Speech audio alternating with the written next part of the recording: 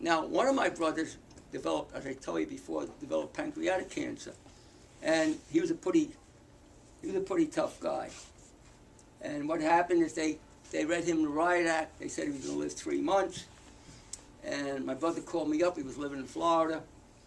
And he says, listen, they already got me in a pine box. So what do you think we can do anything here? I said, well, we have to try. Well, he didn't start the detox for about 6 months. So I was pretty nervous because it didn't look like he was going to make it. I kept calling him up and saying, John, how you feeling? He said, I feel pretty good. I feel better every day. I knew it wasn't working yet. Of course, you have to go through with this detox process. Now, with pancreatic cancer, luckily, I feel good that I made the right moves for him, because with pancreatic cancer, your body produces what's called metabolic enzymes. They're catalytic proteins. We need them.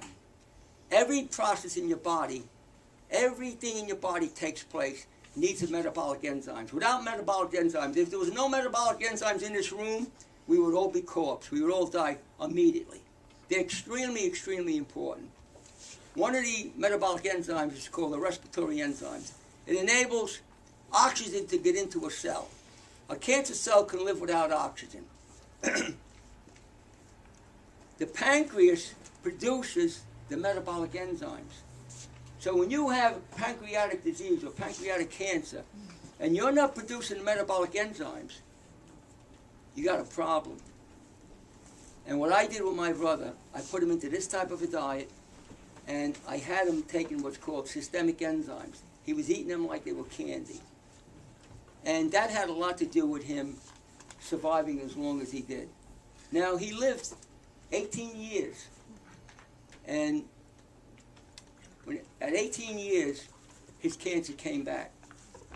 But his wife, he was 80 years old, and his wife got Alzheimer's disease. And at that point in his life, his wife almost burned the house down, and she didn't recognize him anymore. And my brother got very, very depressed. And my sister, my younger sister, went to Florida, and she told me that she was down there for Easter, and she told me that he ate lamb, and he got very sick because he hadn't eaten it in many, many years, and he had to go into the bathroom and threw it up. So I called him up. I said to him, John, what are you doing? I said, you can't do that. You're going to get very, very sick. I said, if you do this, you go back now, you're in deep trouble. He said, I know that. He said, but what's the sense of me living? He says, my wife doesn't recognize me. So he knew what he was doing, and he had a reoccurring cancer, and he was dead within a year. Now, I'm pretty sure that he would have lived a lot longer if he stayed with what he was doing, because he was doing pretty good.